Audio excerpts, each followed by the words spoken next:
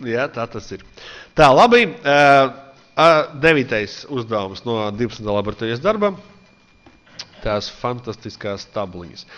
Parādīsim visiem, kā tas izskatās. Ja, tātad mums ir lūk šāda tabliņa ar projektu, un mēs varam izvēlēties, ar kādu funkciju mēs vērtējam mūsu projektu. Ir viena podziņa, otra podziņa mir. Mir funkcijai vajag vēl 2 papildu parametrus, tad parādās tabliņa, kurā mēs varam ievadīt šos te papildu parametrus. Labi, un šodien šo uzdevumu mēs pildām kopā ar Rico grupu. Jā, labdien. Ok, pirmais uzdevums ir uztaisīt šo te daļu. Tātad tabula, kurā mēs ievadam jebkādu neierobežotu periodu un periodu skaitu mūsu projektam. Ja? Un tas, protams, nav sarežģīti. Mēs veidojam tabuliņu, periods, investīcijas, peļņa un, protams, kā no šī apgabala veidojam Excel tabulu. Tā ir vienkārši Excel tabula, my table has headers, ok, lūk šādi, meitnes var kādu krāsiņu skaistāk ielikt, pavasarīgāku, ja? Tālūk, viss mums ir. Nosaukumu arī varat nomainīt, piemēram, projekts, šādi, lūk tā. Ok, tātad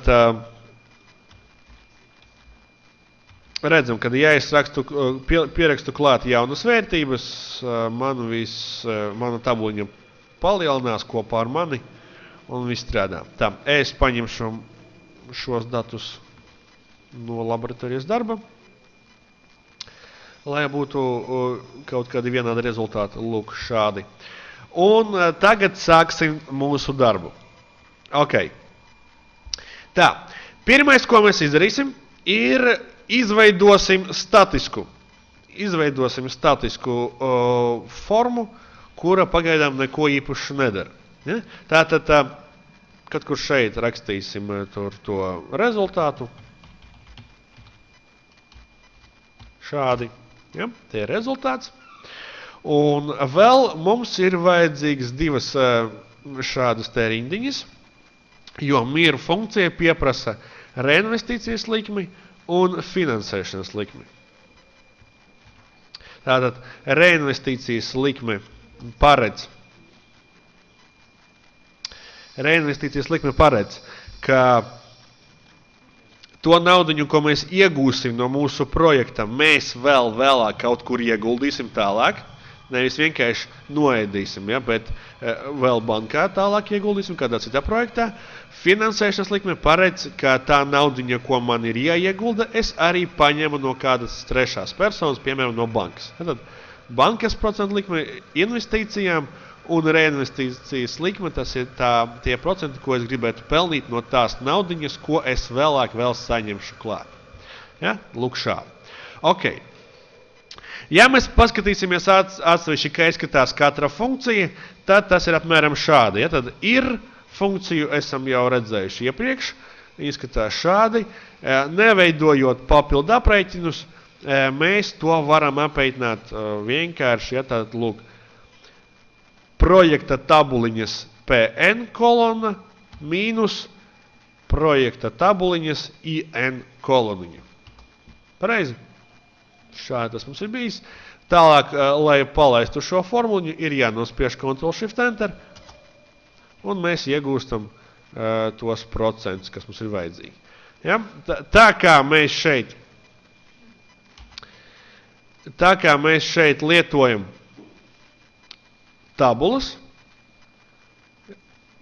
kolonas izmērs var mainīties, funkcija vienmēr skatīsies uz mums vajadzīgo. Otrā lietiņa ir mir funkcija. Viņa arī izskatās pietiekami līdzīgi. Mums ir tās pašas vērtības, mēs ievadam to pašu. Tās ir mūsu naudas plus vērtības.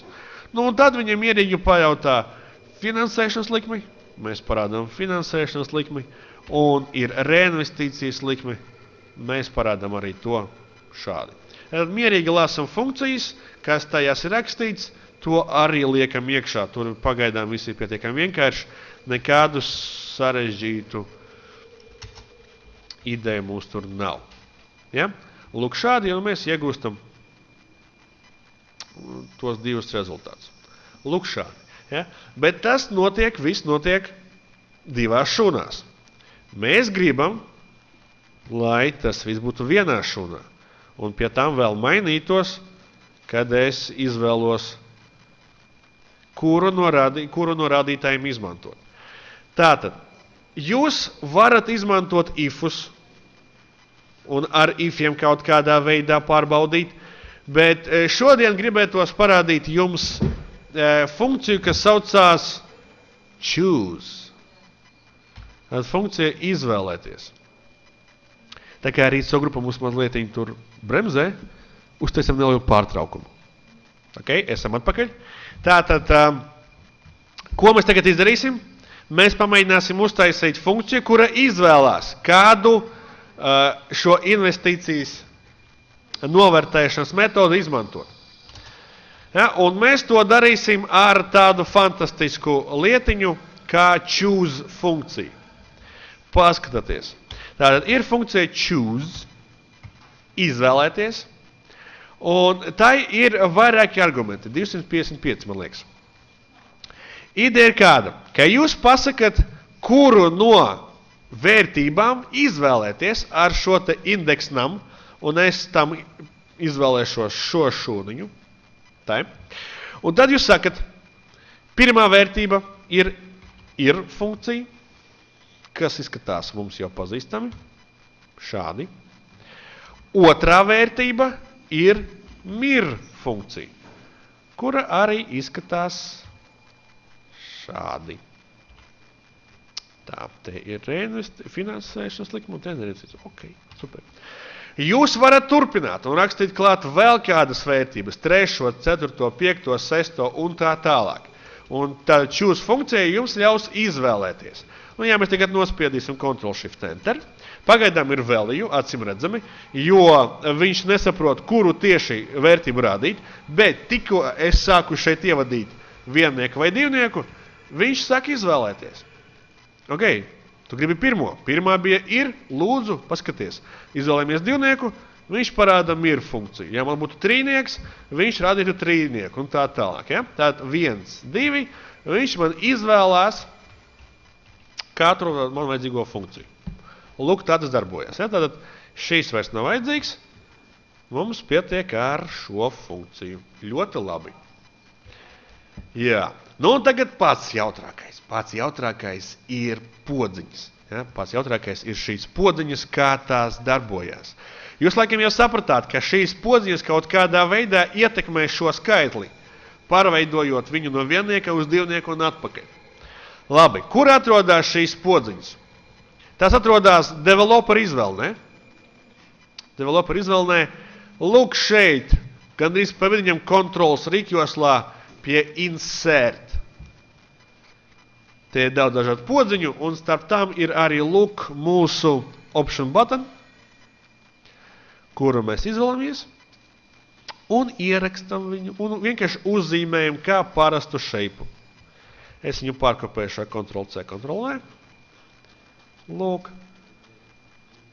Ja? Tātad varam nomainīt nosaukumus. Tas ir, un šeit ir mir. Lūk tā. Ok, redzam, ka bultiņas mums strādā. Kā jebkuram objektam, šeit ir arī īpašības, kuras mēs varam koriģēt. Tad labais spēles klišķis kaut uz vienu no mūsu punktiņiem. Format control. Un ko mēs redzam? Lūk, pirmais, ko viņš mums parāda, ir šī šūņa cell link. Tātad parādīt šūnu, kurā tiks izvadīts rezultāts no manām podziņām. Mēs izvēlamies mūsu šūniņu ar formulas izvēli, jo tas ir loģiski, ja mēs gribam izvēlēties formulu. Ok, un skaties, kas notiekās. Šīs podziņas vienmēr ir savā starpā saistīts. Ja jūs vienā darba lapā izveidojat vairākas tādas podziņas, viņas automātiski sasaistās savā starpā, un kas notiekās? Izvēlieties katru funkciju, viņš tajā pašā šūnā raksta 1, 2, nu, ja būtu vairāk podziņas, viņš rakstīja 3, 4, 5 un tā tālāk, un automātiski ņem ārā no iepriekšējās. Lūk šādi. Tālāk Gudini triks, kā tikt vaļā no šī skaitlīša. Iekrāsojam baltā krāsā. Un nav skaitlīša. Jau magic. Jā. Un tagad pēdējais. Kā mēs parādām un paslēpjam šo te apgabalu? Varbūt kādam ir idejas? Kā mēs to daram?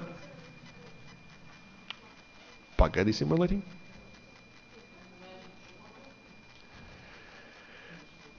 Ar conditional formatting, nu, protams, kā gan savādāk. Mums ir skaitlīts 1, 2, kas norāda, ko esam izvēlējušies. Skaties, ko mēs daram. Iezīmējam apgabalu, aizjām uz conditional formatting un pieliekam jaunu nosacījumu, new rule. Šis nosacījums balstās uz formulu, tātad use a formula. Un kāda ir formuliņa? Formula ir vienkārša.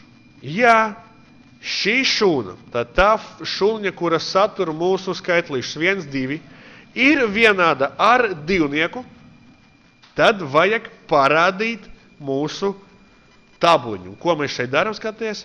Mēs pie formāta lodziņa izvēlamies, ka krāsa ir melna tekstam un rāmītis ir visur. Ok. Tas arī ir viss. Esam pabeiguši. Gatavs. Redziet. Ir, nav rāmīša, ir rāmīts. Pie ir nav nekāda noformējuma. Tāpēc teksts ir melnā krāsā. Bet, ja es to paslēpju baltā, viss. Te nav. Te ir. Te nav. Te ir. Te nav. Un šeit ir. Un jums sanāk interaktīva tabuļa, kura mainās, kad jums tas ir vajadzīgs, un nevienas rindiņas ar kodu. Fantastiski. Rīt so grupa saka uz redzēšanos.